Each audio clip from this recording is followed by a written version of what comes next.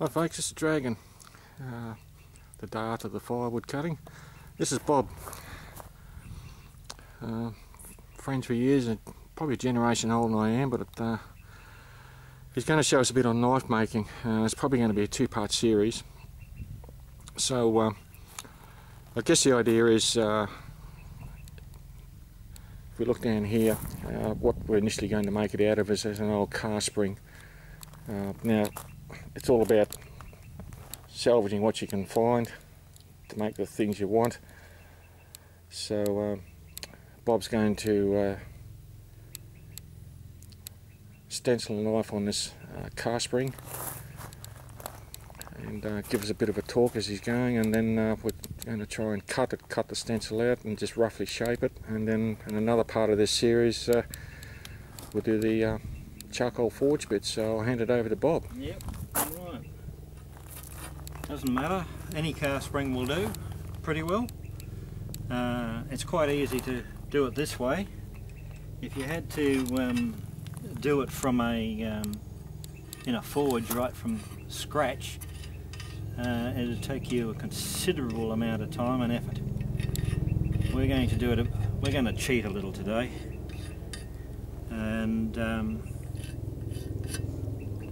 we'll use a bit of modern equipment to make our life a bit easier. Now, I'm using engineer's chalk to mark it all out, because it doesn't sort of get destroyed with the heat. Now I'm going to use a grinder with a very thin cut-off wheel. They're available at the moment, they're very good, and yeah, make sure your job's clamped nice and tight so you doesn't go all over the place, and be aware that the sparks are quite hot and they hurt. Yes, that's a thing, isn't it? I mean, around here the grass is fairly dry. Yep. And yeah, it can start grass fires. I've had it happen to me. And you can also set yourself on fire, because if it gets onto your clothing, you leave it there long enough, you will end up with burns. Yes, I've had that happen to me. Yeah. One jacket with a slight scorch mark. Yes. From doing this sort of thing. That's a good example. Yeah. All right, you want to turn the sound down or something, and we'll start grinding here. Yeah, folks. It's going to get pretty noisy, so we'll be back in a couple of minutes or so.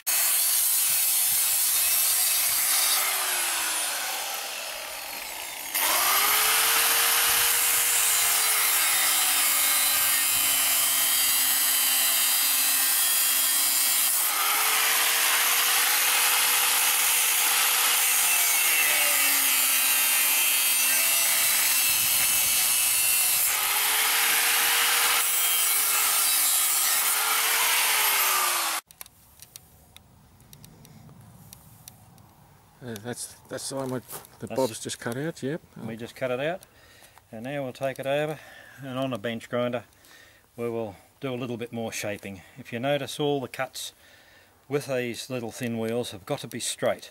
If you try and go around corners, you will break. You will break your blade. Yep.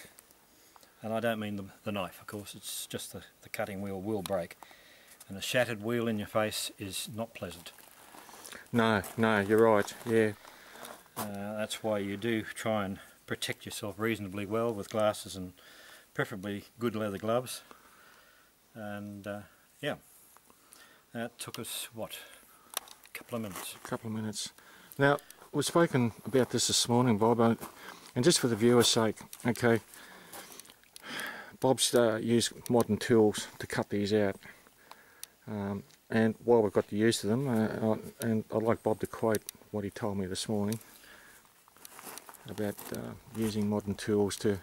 Well, if you're using modern tools to prepare yourself, it's a lot less labour intensive, time consuming, then if we had to make something like this in a forge, it would take us, yeah, well, you've got to have someone operating the bellows for the forge, and of course you've got to have a good anvil and a blacksmith that knows what they're doing. Yeah, this would probably take you a good half day to get to this stage. And we spoke a bit about heating sources too, if you had to go down that track. Yes, well, we can, if you own a wood fire of any description, you'll find you've always got a fair supply of charcoal, yep, which you can use, but it is not really quite hot enough. You really need a fairly good quality coal to add to it to get sufficient heat to make it easily workable. Yep. Charcoal is fine. When later on we'll show you how to temper this and straighten. It's got a bit of a bow in it, so we'll have to straighten it. Charcoal fire is generally hot enough for that sort of application, but if you wish to, it's not really hot enough. It'll get to red and a little bit better, but if you want to cut and shape thoroughly, you really need coal extra to get the extra heat, so it's easier to tap out, hammer out. And that's one of those resources that we exactly haven't got on our back doorstep here.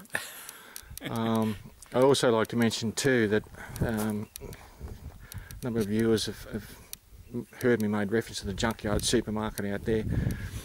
Steel, okay. It takes a lot to make steel, it takes even a lot more to make good quality steel, and we don't have iron ore mines around here, and we certainly do not have the knowledge, skills and equipment to start making our own steel, let alone good quality stuff. So as Bob said, making this stuff now, we've got the modern tools, and be prepared as part of the preparation process. Yeah. And the other thing, of course, if you make a good quality knife like this, we'll show you as we go along, it's going to be a heritage piece. You can hand it on to your kids, yeah, and in 100 years or 200 years that knife will still be quite viable. Yeah. They don't deteriorate if they're looked after. Like, you don't throw them out in the yard or the salt water and let them rust away, but yeah, if you look after them reasonably well, they're an indefinite piece of equipment. That's good. That's good, mate. Okay. All right. All right. Well, we'll go and do a bit of grinding. Do a bit more work. A bit more work on this, just to shape it. So while he's doing that, because of the noise, I'll just sort of in and out with the video just to show the progress.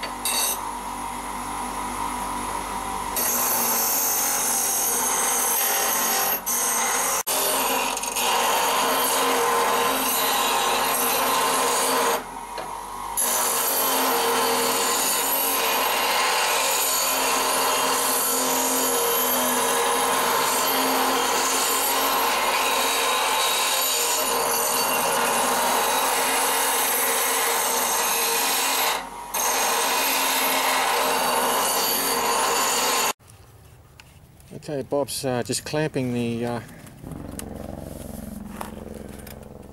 knife just to the bench. He's still got to do a bit more work with a grinder. Get that. And just tell him it's 2.5 by 3/16 spring. That makes a good, solid knife. Yeah, this is a car spring. That 2.5 inches wide, 3/16 thick.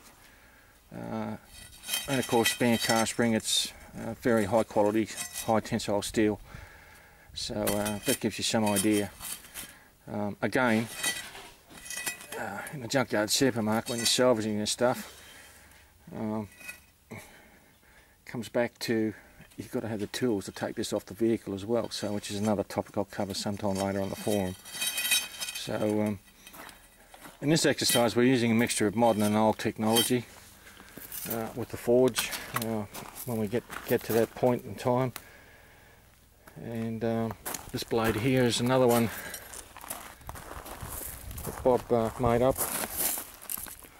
some time ago. And what's that?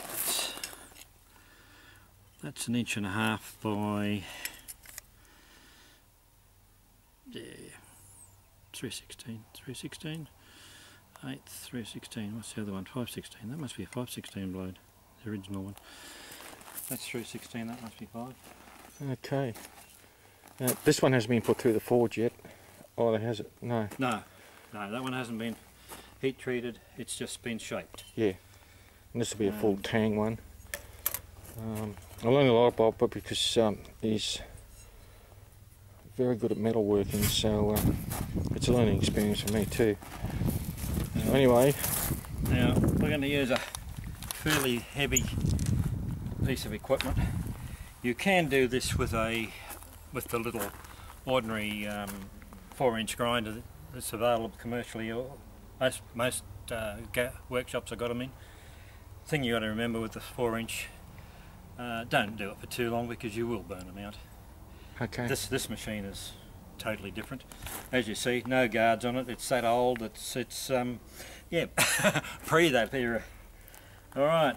Well, we'll start on this, eh?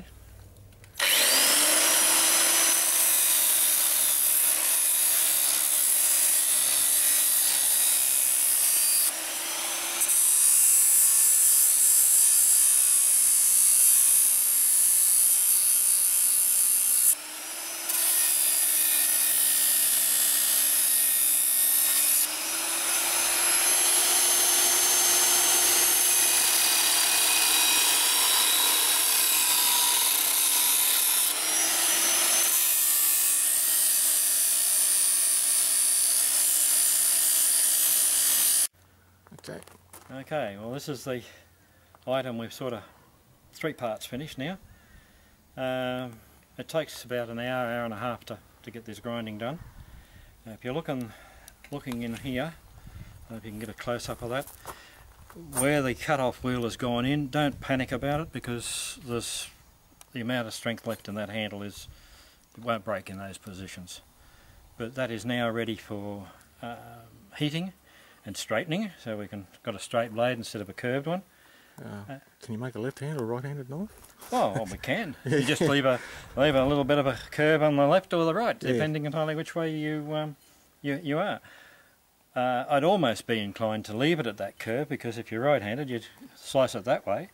Now, if you wanted to make a left-handed one, you put that curve the other way on when you're cutting. Right. So, but that's been ground up at quite an angle. When we start tempering, I'll show you how it's done, and we will temper the point harder than the back edge, because if you temper it that way, you've got a very hard cutting edge and a softer edge for doing a little bit heavier work like chopping timber and what have you. Oh yeah, yep. Yeah, because if the blade is too hard, if you start using it in place of an axe or a slasher, it's a bit brittle. It'll break. Yeah. Okay. But that's almost the finished product. No handle, of course, yet. If you wish, you can always bind it, put a leather binding on, or cordage binding, or well, I'm hoping we'll be able to drill some holes in this, and we'll then put some timber on it. Okay. Yeah, we'll bolt some timber to it, or rivet some timber to it actually. How does that knife feel to you now at the moment, mate? Just in its raw state. Yeah, it's good. It's good heavy balance. Yes, I wouldn't like to throw it because I think it'd take a bit of effort to throw it. But I hate to be on the receiving end of it, I can tell you. But it's a good bush knife. Yes, it's a good utility bush knife. Yeah. It's a survival knife. You can, And a bloody good one at that too. as I said, if you do it correctly, and it'll be a heritage item, you'll be able to pass it on to your kids. Yeah. Yep. That's great. Yeah. You'll get many, many, many years of good service out of it. All right. Have you got any other examples of knives that you've made, Bob, or just for the viewers? I've got one that you gave me a few years ago. Now you got me. There should be normally knives laying around everywhere around here. Yeah, like nuggets of gold, mate. Can't find any of those. This is a knife that I'll let Bob do the rundown on that. Yep, that's a blade that that's a piece of high speed steel. While it makes an excellent knife, holds its edge for a long time, they are a little difficult to sharpen, and if you were to twist that blade, it will shatter. Yeah, yeah. No two ways about that, as your better half has found out. Yep. So, yep, we'll leave it at that. But you can make knives out of almost any good material. Yeah. Okay. Yeah. All right, Bob. Thanks very much for that. All right, we'll catch you when we light the forge up. Yeah, that'll be great. Yeah, I think there's going to be a two-part series actually. So. Yeah. I think it'll have to be, because I haven't got my forge organised yet. It's been a while. Yeah. All right then. Thanks Okay. very much, mate. No worries.